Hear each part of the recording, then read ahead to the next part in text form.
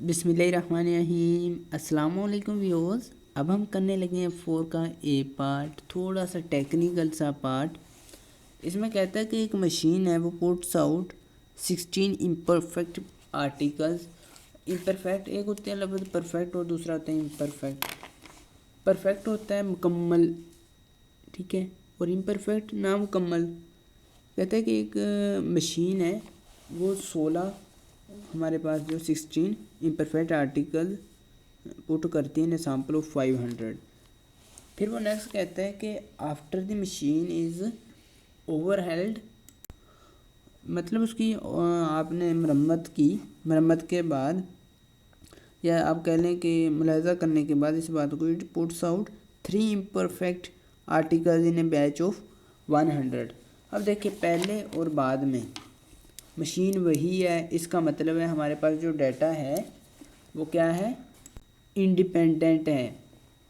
हमने जितनी भी एक्सरसाइज की हैं उन सारी एक्सरसाइज में डाटा इंडिपेंडेंट था, और जब 13.5 करेंगे तो मैं आपको बताऊंगा वो डाटा डिपेंडेंट होगा। बस फ़र्क इतना है सारी एक्सरसाइज से उस एक्सरसाइज का। अब हम करते हैं कि आफ्टर एंड बिफोर का डाटा है। मशीन एक ही है जिसकी वजह से ये हमारा डाटा जो इंडिपेंडेंसी शो कर रहा है। आफ्टर लिखेंगे, बिफोर लिखेंगे, बिफोर ओवरहेल्ड एंड आफ्टर, मरम्मत से पहले और बाद। मरम्मत से पहले उसने कहा ये इम्परफेक्ट आर्टिकल्स हमारे पास डालती थी 16, इम्परफेक्ट में वो फेवरेसी शो कर रहा है, वो 16 डाल रही थी।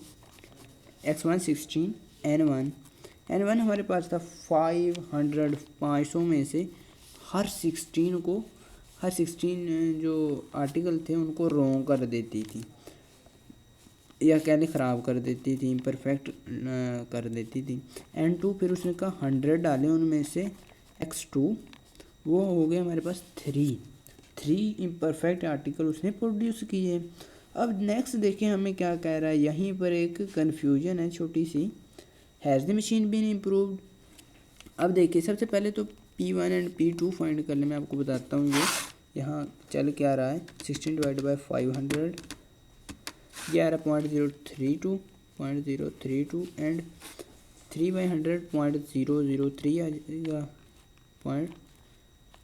0, ये कर लेते हैं 3 डिवाइड बाई 100, 2 डिजिट तक कर गया मूव, ये 0.03 आ गया।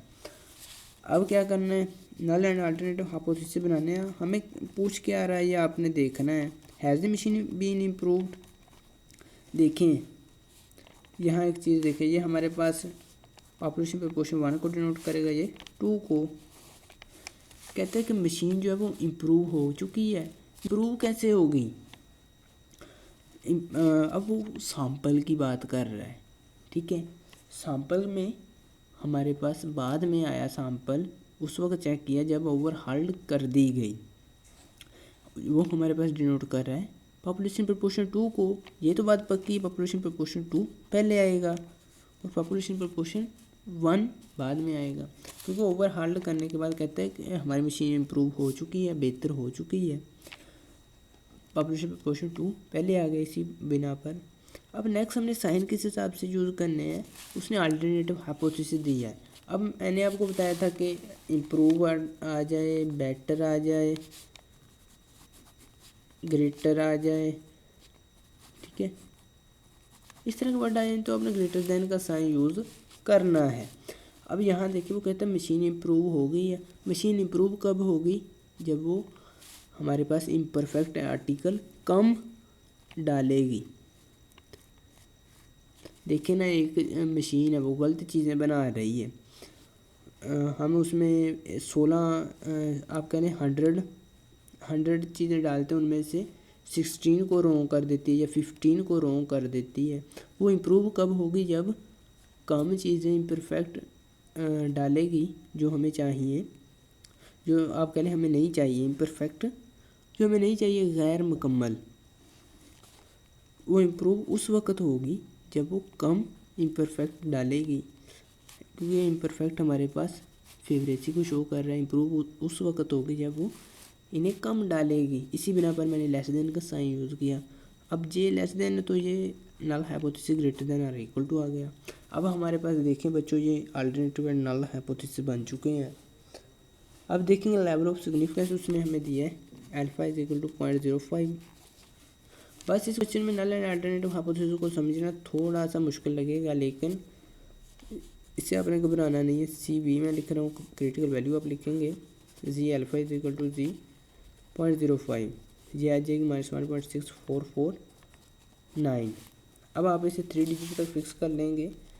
आपके पास मैं नेक्स्ट पेज पर आ जाता हूँ।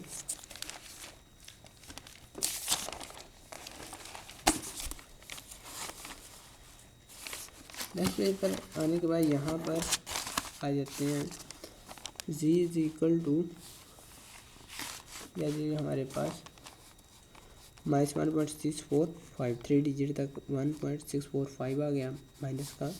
अब क्रिटिकल रीजन बनाना है, z less than -1.645, less than का साइन उठाया, अल्टरनेटिव हाइपोथेसिस है। अब हमने डिसीजन रूल बनाना है। डिसीजन रूल में यही बातें लिखेंगे, if z less than -1.645 we shall reject each note, otherwise we do not reject।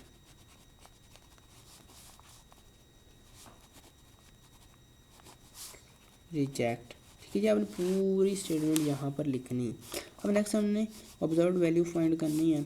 लिखेंगे z is equal to P1 minus P2 minus delta not divide by P1 into 1 minus P1। ये अपने formula लाजमी लिखना है, इसका एक number होता है। इसी तरह चैनल के न्यू मेंबर है, चैनल को सब्सक्राइब लाजमी कर दीजिएगा। कमेंट सेक्शन में अपनी राय का ज़रूर इंतजार किया करें कि आपको वीडियोस कैसी लग रही हैं। P1 हमारे पास है, पीछे से देख लेते हैं, ये है हमारे पास 0.032 माइनस 0.03 माइनस 0, क्योंकि हमारे पास इनका डिफरेंस जो कुछ भी नहीं है, divide by 0.032 into 1 minus 0.032 divide by N1 है हमारे पास 500 plus 0.03 into 1 minus 0.03 divide by N2 हमारे पास है 100।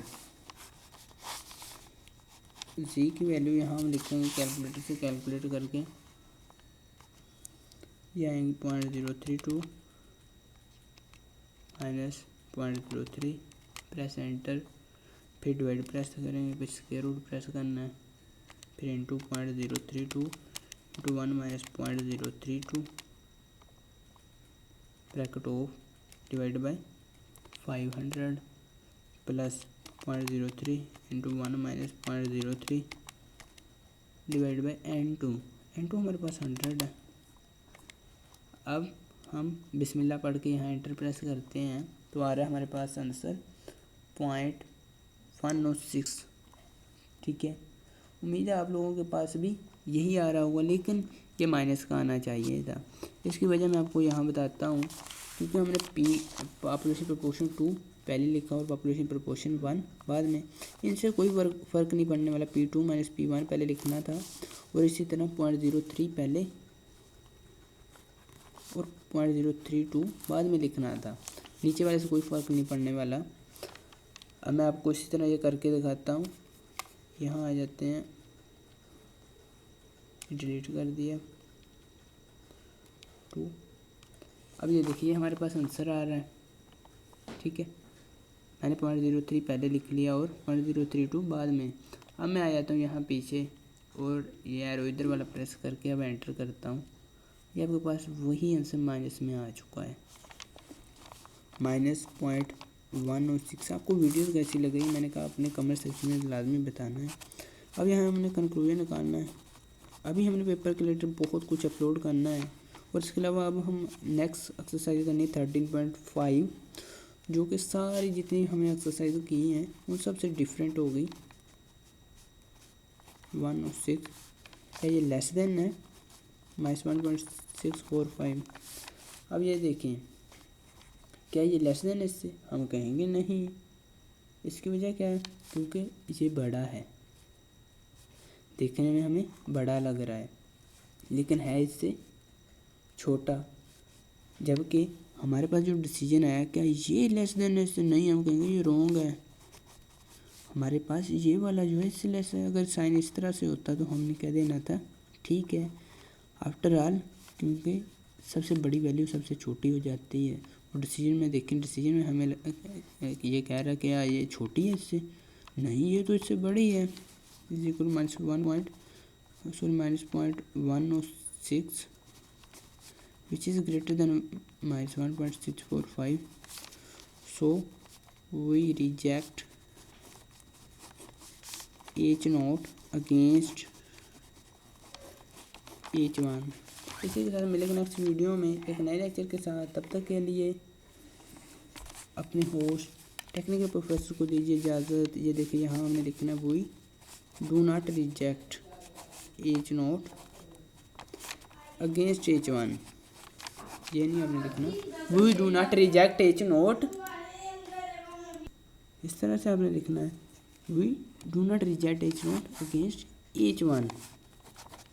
ये आपने यहाँ पूरी स्टेटमेंट लिखनी है। उसके बाद ये हमारा क्वेश्चन कंप्लीट होता है। तब तक के लिए अपने होस्ट टेक्निकल प्रोफेसर को दीजिए इजाज़त। अल्लाह निगहबान।